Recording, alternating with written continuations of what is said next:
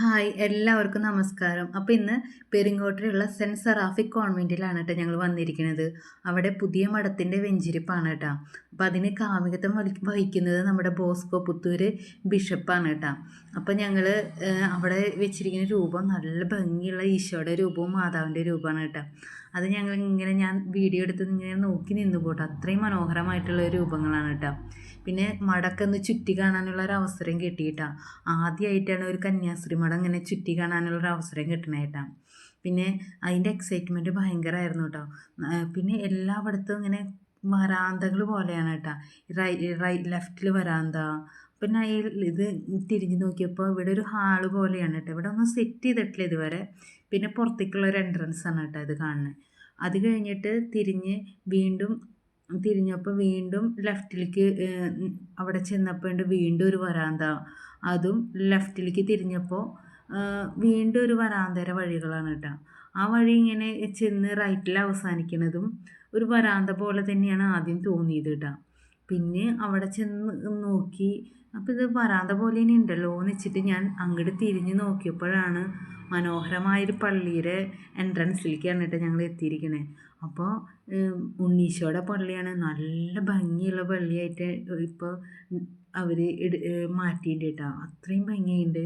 പിന്നെ ഉണ്ണീശോയുടെ ഒക്കെ രൂപം കാണാൻ എന്ത് രസമാണെന്നറിയോ. ഭയങ്കര ആത്മീയ നിറവുണ്ടായിരുന്നു കേട്ടോ. അങ്ങനെ അവിടെ നിന്ന് വീണ്ടും ഞങ്ങളിങ്ങനെ നടന്നു കേട്ടോ. പിന്നെയൊക്കെ സിസ്റ്റർമാരുടെ റൂമുകളാണ് കേട്ടോ ഇതൊക്കെ കാണിക്കണത്. അപ്പോൾ സിസ്റ്റർമാരുടെ റൂം കാണാനായിട്ടും ഭാഗ്യം കിട്ടി.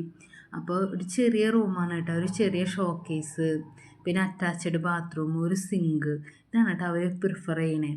ഇപ്പോൾ ഇപ്പോഴാണ് അറ്റാച്ച്ഡ് ബാത്റൂമുകളൊക്കെ പുതിയ മഠങ്ങൾ പണിയുമ്പോഴാണ് കേട്ടോ ഈ അറ്റാച്ച്ഡ് ബാത്റൂമൊക്കെ അവർ പണിയണത്.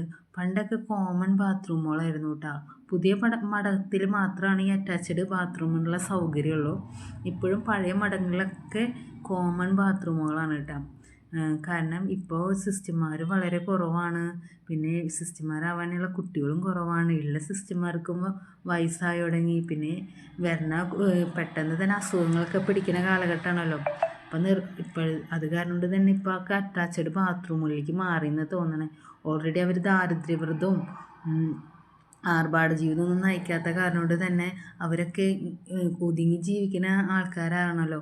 ഇപ്പോഴാണ് അവരൊന്ന് കാലം മാറിയപ്പോഴാണ്, സാഹചര്യങ്ങളുടെ മാറ്റങ്ങൾ വന്നപ്പോഴാണ് ഇങ്ങനെയൊക്കെ അവരിപ്പോൾ പണിത് തുടങ്ങിയത് കേട്ടോ. കാരണം നമ്മുടെ വീട്ടിലായാലും അറ്റാച്ച്ഡ് ബാത്റൂമുകൾ ഇല്ലാത്ത ഒരു വീട് പോലും ഉണ്ടാവില്ല. ഇപ്പോൾ സിസ്റ്റർമാർ ഇപ്പോഴൊക്കെയാണ് ഇത്രയും ത്യാഗവും ഒക്കെ കഴിച്ച് ഇപ്പോഴൊക്കെയാണ് അവർക്ക് പറ്റാത്ത സാഹചര്യങ്ങൾ വരുമ്പോഴാണ് അവർ അറ്റാച്ച്ഡ് ബാത്റൂമൊക്കെ എടുക്കണമെന്ന് കേട്ടോ. അങ്ങനെ ഞങ്ങൾ താഴത്തേക്ക് ഇറങ്ങി.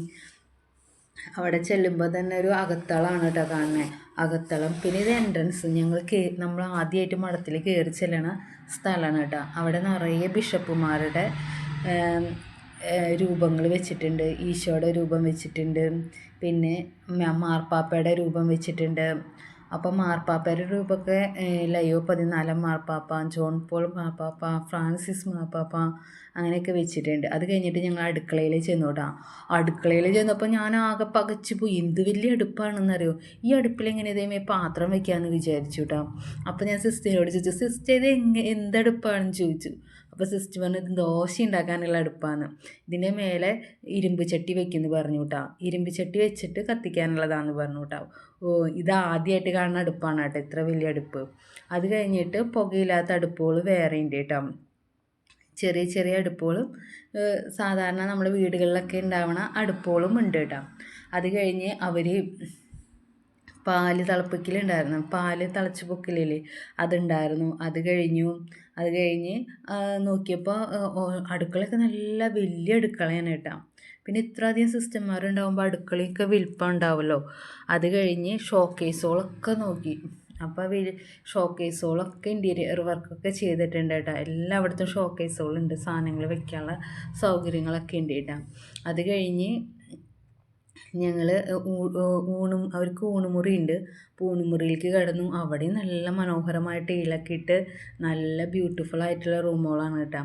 അത് കഴിഞ്ഞ് അവിടെയൊക്കെ ഒന്ന് ചുറ്റി കണ്ടു കഴിഞ്ഞ് ഞങ്ങൾ ഭക്ഷണം കഴിക്കാനായിട്ട് പോയിട്ടാണ്. അപ്പോൾ സിസ്റ്റർമാരൊക്കെ നല്ല ഫുഡാണ് റെഡിയാക്കി വെച്ചിരിക്കുന്നത് കേട്ടോ. അപ്പോൾ വാട്ടർ മെലൺ ഉണ്ടായിരുന്നു, അതിൻ്റെ ജ്യൂസായിരുന്നു കേട്ടോ. അപ്പോൾ എൻ്റെ മോൾക്കും വാട്ടർ മെലൻ്റെ ജ്യൂസ് കൊടുത്തു. അവൾക്ക് നല്ല ഇഷ്ടമായിട്ടാ വാട്ടർ മെലൻ്റെ ജ്യൂസൊക്കെ കുടിച്ച് ഞങ്ങൾ കുറച്ച് നേരം ഭക്ഷണം കഴിക്കാനായിട്ട് പോകാമായിട്ടാ. ഭക്ഷണം കഴിക്കാനായിട്ട് പോയപ്പോൾ ഇവിടെ സിസ്റ്റർമാർക്ക് അതിൻ്റെ അകത്തളം കണ്ടില്ല, അകത്തളത്തിലാണ് അവർക്ക് ഫുഡ് കൊടുക്കണേ.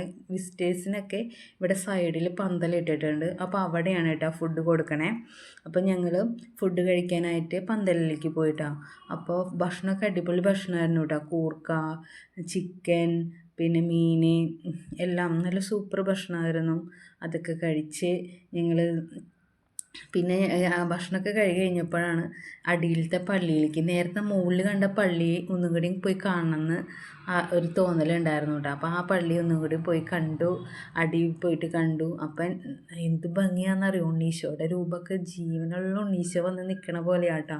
അത്രയും ഭംഗിയുണ്ടായിരുന്നു കേട്ടോ.